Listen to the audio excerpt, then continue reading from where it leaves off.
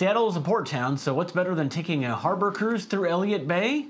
There are a number to choose from, but we are going to be talking about Argosy Cruises today.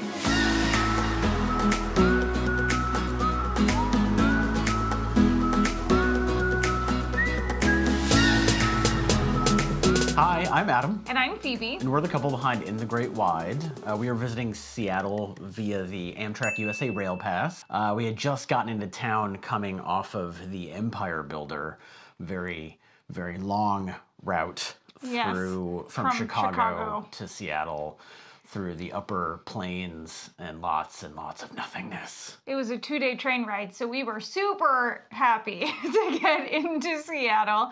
And it was our first time in the Pacific Northwest and in Seattle, so we were really excited about that as well. It's such a beautiful place to be. Yeah, when we got there, we had decided through research that we were going to use the CityPass for Seattle. We had looked into it for some other places, other cities we had visited, but Seattle was the one that we really knew we were going to use. Yeah. It allows you to visit 5 attractions for the price of 3, so it's a really good deal. Some of those attractions include the Space Needle, which was amazing, and I'll put a link to our video about it right now. We also went to the Seattle Aquarium. We went to the Museum of Pop Culture, which is also known as MoPop. We went to the Chihuly Garden and Glass, which was also amazing, and I'll link to our video for that as well. And then we did this boat tour with Argosy. Yeah, we spent the day wandering around the Seattle Aquarium, then grabbing lunch and drinks at Kel's Irish Pub, which is a haunted pub. It was in a haunted building, used to be a mortuary in Seattle. It was really awesome. It was a super fun day for being our first day in Seattle. Yeah, and especially for how exhausted we were after the train ride. Yeah. But after lunch and drinks at Kel's, we wandered back down to the waterfront near where we had been for the aquarium, and finding the boat for the cruise was super easy. Yeah, we opted to go later because we wanted to be able to try to see the sunset as we were on the boat. It was a little more overcast on that first day than it was the second day when we were up in the Space Needle. Yeah. But it was still great. I mean, it was still... Yeah, it was still nice. It wasn't much of a sunset, but we still had a good time anyway. Yeah. Just be very careful if you have to deal with motion sickness, because the bay can get really bumpy at times. So seasickness is a thing, even though the boat does go pretty slowly around the bay. This was before our first cruise that December, and I hadn't been on a boat in a long time. And when we first got on, I was like, oh man, this is gonna be interesting. Once it got moving, it was fine. You barely noticed it. Plus, you're looking at everything and hearing all the facts and stuff. So it was like you were able to ignore it for the most part. Yeah, fresh air helps too. Yeah. With the motion sickness, usually.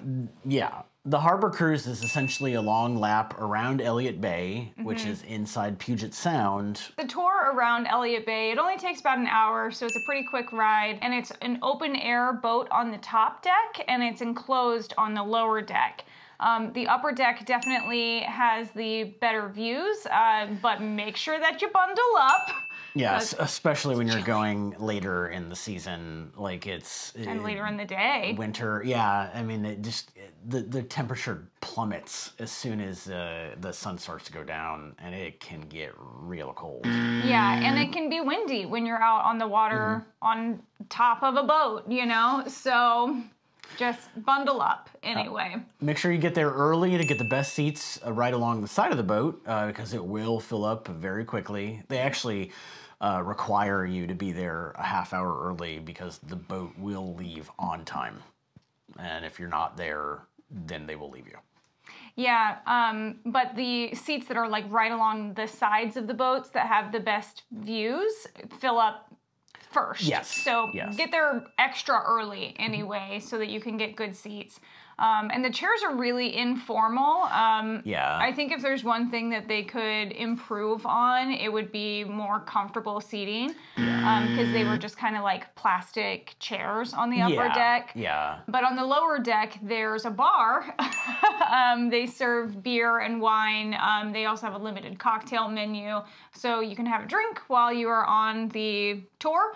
the cruise, but the lower deck also has a couple of small tables, but the upper deck does not. So if you don't grab one of those small tables on the lower deck, you'll just have to hold your drink the whole time. There's nowhere to set it down. Yeah, it can get a little dicey when you're trying to take pictures and holding a drink at the same time. And there's a lot of people that were getting like coffee and cocoa and hot drinks, to take with them upstairs, which is great. But if you're taking a lot of photos, it'll get more difficult. It gets hard. Yeah. And the tour guide had a microphone on the top deck and the audio from it also played on the lower deck, so you would hear them talking about it, about all the sites that we were passing by. Yeah. No matter where you were sitting. The tour guide was really great. He was very informative, very conversational. He was pretty young, but he knew what he was talking about, and it was great. It was like you were hanging out with a friend, and he was telling you about these cool stuff about Seattle. It was pretty cool. And I think he grew up in Seattle as well, so yeah. That was nice. Anyway, he was a true local. Yeah. He also, at one point, he took a break and about half an hour into it, and then when he came back, he wandered around and just went up to people and was like, "Do you have questions? Like, ask me questions." And a few people were able to have a more in-depth conversation about some of the things that we saw. Yeah.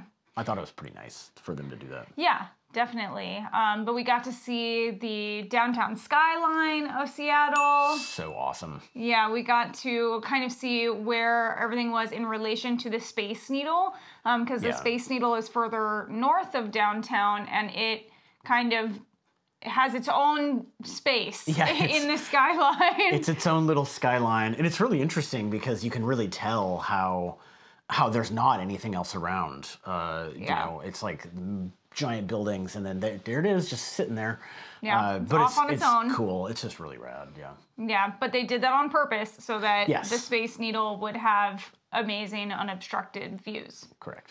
Yes. Yeah. We also got to see the Seattle Great Wheel, which was put up in 2012. There's a big Ferris wheel on the waterfront in Seattle that you get to see. It's a pretty iconic part of the cityscape. It's pretty cool. Yeah.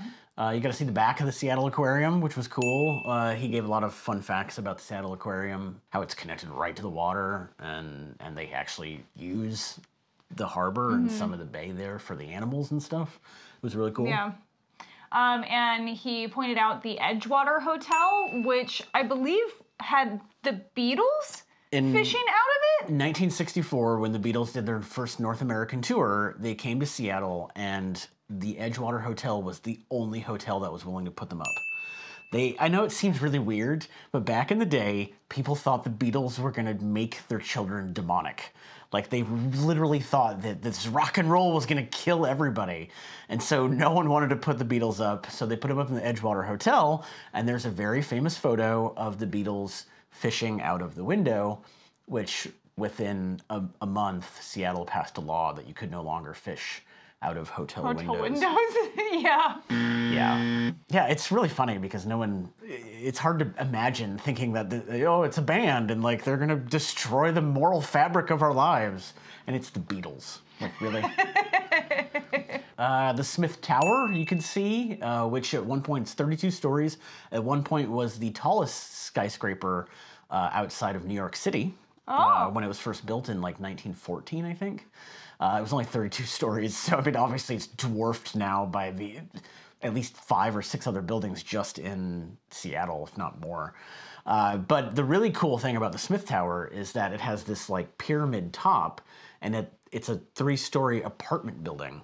And they had just renovated it in like 2018 and have just started leasing it again. So you can actually rent out the penthouse at the Smith Tower.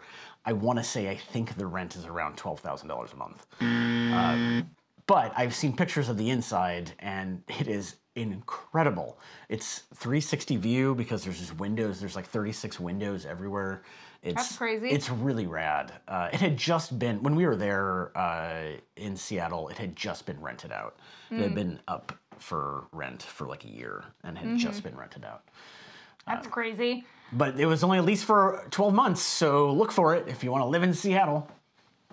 And we also got to see Lumen Field, which is where the Seahawks play, and T-Mobile Park, which is where the Mariners play.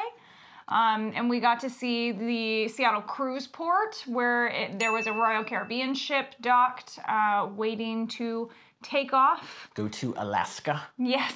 Yeah. And we got to see some cargo ships. Man, the cargo ships. I always knew they were big. I had no idea how big they were until you're literally right next to one. Yeah, and you're like between them. Yeah, It's so much. Some of these ships, like the one that we got closest to is just over 900 feet long, which is still really big, but some of these ships get upwards of like a quarter-mile long. And it's like, it's weird to think about a ship that big, but it would take like 7,500 to 8,000 cargo containers, which, I mean, those are big in and of themselves, you know? Yeah. But like 8,000 of those, it was really impressive. And just showed how much of an industrial city and port city Seattle really is. Yeah, because Seattle is often the first point of contact for cargo ships that are carrying goods over from China, especially. And we also learned that Seattle's economy relies on tourism a lot more than we realized because of all of the Alaskan cruises that depart from there. Yeah, which, I mean, I was writing this article, I was thinking about how it'd be great to go to Alaska from Seattle just so we could spend some more time in Seattle. And go through the Puget Sound. Yeah, it's going to be great. We will. We're going to. We're going to do it someday. Overall, it was really fun and a very informative cruise. I mean, we're all about like having locals show us around, which is essentially what this was. Yeah. A narrated tour from a local pointing out landmarks and offering historical context. It was awesome. Yeah, and our tour guide was phenomenal. He did a really good job. And this is a local family-owned business of 70 plus years. And they're also working towards a sustainable tourism certification. So we definitely recommend a tour with Argosy Cruises. It's a great deal with the CityPass. Tickets themselves aren't that crazy expensive for the tour, but if you do the CityPass, it's like it's free because you're getting 5 things for the price of 3. Yeah. So tell us in the comments if you'd like us to do another video explaining the CityPass, because it's definitely the best way to go for your first time in Seattle. Yeah. Make sure you subscribe as we post new videos twice a week. And for more information on this harbor cruise and to check out lots of other things to do in Seattle, head to our website. Thanks for watching, and we'll see you in the Great Wide somewhere.